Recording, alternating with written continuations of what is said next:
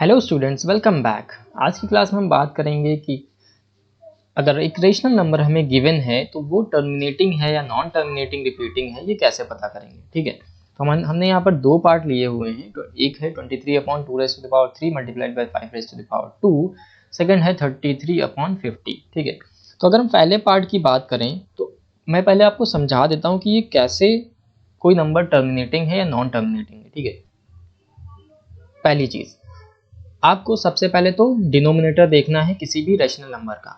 उसके डिनोमिनेटर अगर पहले से फैक्टराइज्ड हैं तो अच्छी बात है, जैसे कि इस फॉर्म में पहले वाले पार्ट में बात करें। अगर पहले से फैक्टराइज नहीं है तो सबसे पहले डिनोमिनेटर का फैक्टर करना है। आप ध्यान से समझिएगा।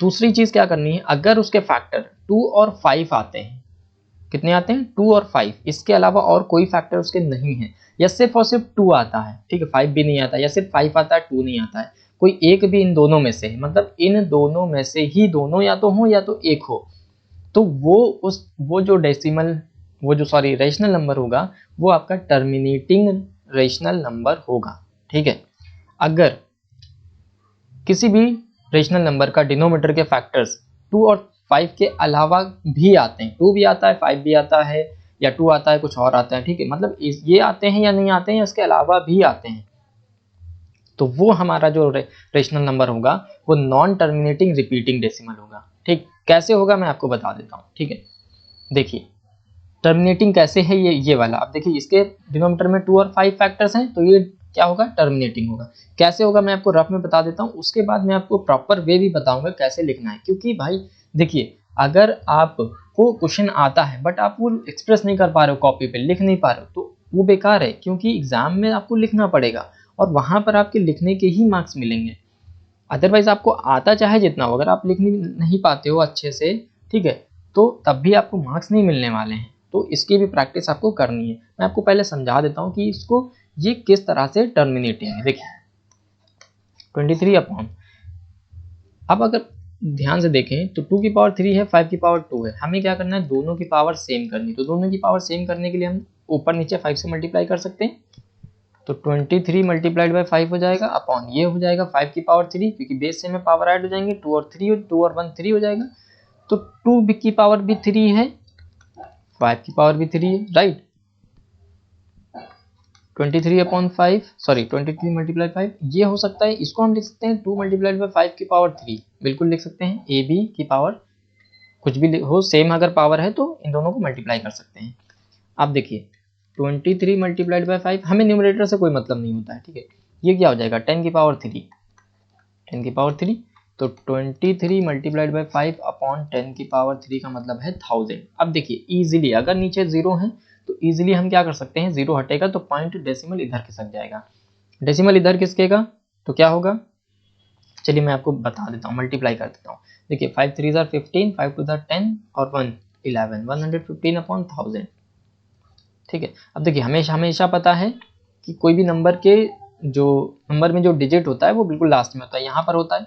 जब भी नीचे डिनोमिनेटर में जीरो होते हैं तो हम जो डेसिमल है हमारा वो लेफ्ट हैंड की तरफ शिफ्ट होता है, एक हटेगा तो इधर जाएगा, दूसरा हटा तो इधर गया, तीसरा हटा तो यहाँ, मतलब फाइनल आंसर जो हमारा आया 0.115 ये आया आंसर। ठीक, ये हमारा हो गया डेसिमल एक्सपेंशन। अब देखिए ये टर्मिनेटिंग है, बिल्कुल है, क्योंकि भाई पॉइंट के बाद 3 डिजिट है, उसके बाद डिजिट्स नहीं है। अगर उसके बाद डिजिट्स और होते और बढ़ते चले जाते, मतलब इनफाइनाइट होते, जैसे यहाँ पर डॉट डॉट लगा देते हैं, तो डॉट डॉट का मतलब होता है कि ये एंडिंग नहीं होगी कभी भी।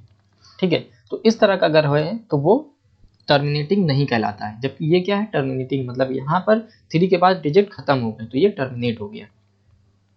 ठीक है, अब एक क्वेश्चन और इसमें पूछते हैं कि बताओ कि कितने डेसिमल कितने डिजिट के बाद, मतलब डेसिमल के कितने डिजिट बाद ये टर्मिनेट होगा। तो यहाँ पर आप सिंपली बता सकते हो देख करके कि 3 डिजिट के बाद टर्मिनेट हो जाएगा। इसको अगर आप इजी वे में बताना है, डायरेक्ट अगर ट्रिक सीखनी है, तो आप क्या करो, जो पहले से क्वेश्चन गिवन है या आपने जो फैक्टर करके निकाला है, अगर 2 की पावर या 5 की पावर, जिसकी भी पावर बड़ी होगी उतने ही डिजिट के बाद ये एक्सपेंशन खत्म होगा। जैसे 3 के बाद यहाँ देखिए 3 पावर बड़ी है 2 की, ठीक है, 2 और 5 से यहाँ मतलब नहीं है पावर देखनी किसकी बड़ी है, 3 बड़ी है 2 से, तो 3 के बाद देखिए एंड हो रहा है। ठीक है, अगर 2 बड़ी होती, मान लीजिए यहाँ पर 1 ही होता, 2 बड़ी होती तो 2 के बाद एंड होता। ठीक, तो ये डायरेक्ट बता सकते हो आप, सिंपल। ये हमारा करने का तरीका है, डेसिमल एक्सपेंशन निकालने का तरीका है, ठीक है। इसको भी आप कर सकते हो। अगर पूछा है क्वेश्चन में कि डेसिमल एक्सपेंशन भी बताओ तो आपको ऐसे ही करना है। दूसरी चीज़, अब इसको लिखेंगे कैसे मैं आपको बता दे रहा हूँ। देखिए इसको लिखेंगे ऐसे, since the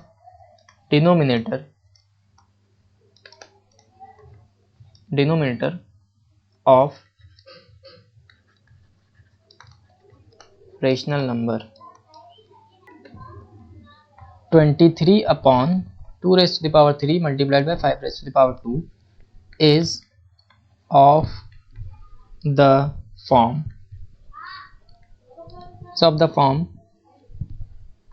2 raised to the power m and 5 raised to the power n। ठीक, इस फॉर्म में है, hence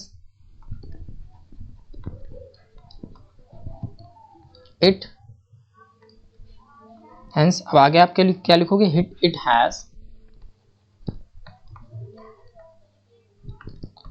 टर्मिनेटिंग डेसिमल एक्सपेंशन। ठीक है, बस इतना ही लिखना है आपको, टर्मिनेटिंग डेसिमल एक्सपेंशन। ये सॉल्व हो गया। अगर इसमें पूछा है कि आप बताओ इसका डेसिमल एक्सपेंशन करके भी बताओ, देन आपको वैसे ही करना है जो अभी मैंने कुछ देर पहले आपको रफ वर्क करके बताया था। ठीक है, उसी को आपके इसके आगे नीचे कर देना है और वो क्वेश्चन कंप्लीट हो जाएगा। ठीक है, चलिए सेकंड पार्ट की बात करें अगर हम, तो इसको थोड़ा सा हम डिवाइड कर देते हैं। ठीक है, सेकंड पार्ट की अगर हम बात करें तो देखिए इसमें क्या है, इसमें तो पहले से फैक्टर नहीं दिए हैं, इसका मतलब हम पहले से इसके फैक्टर करेंगे। तो 50 के फैक्टर कर लेते हैं, तो ये आ जाएगा 25, ये हो जाएगा 2 से नहीं 5 से करना पड़ेगा, 5 5s एंड देन फिर से 5 1s। तो इसके फैक्टर आए हैं 2 multiplied by 5 raise to the power 2। ठीक है, लिख लेते हैं 33 अपॉन 2 multiplied by 5 raise to the power 2। अब देखिए 2 और 5 इसके फैक्टर आए हैं ऑब्वियसली, तो सिंस फिर से वही लिखेंगे, सेम यहीं पर कॉपी कर देंगे इस चीज को। Since the denominator of rational number, अब यहाँ पर रेशनल नंबर ये वाला लिखेंगे, is of the form this, hence it has terminating decimal expansion.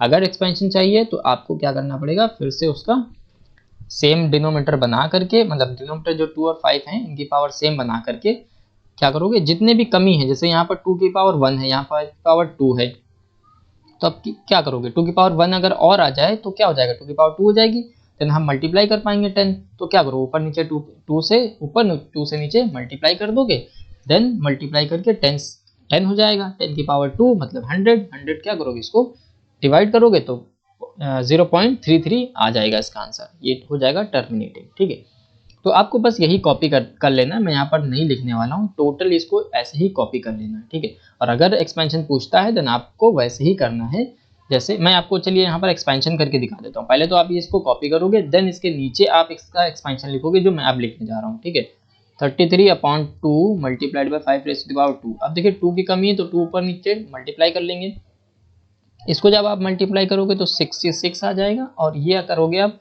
तो 2 की पावर 2 हो जाएगा, 5 की पावर 2 हो जाएगा, राइट। इसको थोड़ा सा हम डिवाइड कर लेते हैं, इसको हटा देते हैं, थोड़ी सी हमें स्पेस मिल जाएगी। ठीक है, अब देखिए 66 डिवाइडेड बाई 2 की पावर 2 है, 5 की पावर 2 है, मतलब हम इसको इस तरह से लिख सकते हैं। ठीक है, बिल्कुल लिख सकते हैं, 66 अपॉन 10 की पावर 2, मतलब 10 की पावर 2 क्या होता है, ठीक है, 10 की पावर 2 क्या होता है 100। तो ये है, जब आप डिवाइड करोगे तो 0.66। अब देखिए यहाँ पर क्या हो रहा है, टर्मिनेट हो रहा है, तो क्या हो जाएगा, ऑब्वियसली जब टर्मिनेट हो गया तो कौन सा हो गया, टर्मिनेटिंग रेशनल नंबर हो गया। तो आई होप आपको समझ आ गया होगा। तो वीडियो पसंद आई हो तो लाइक करें, और चैनल पर नया हो तो चैनल को सब्सक्राइब करें। हम आपसे फिर मिलेंगे नेक्स्ट वीडियो में, तब तक के लिए गुड बाय।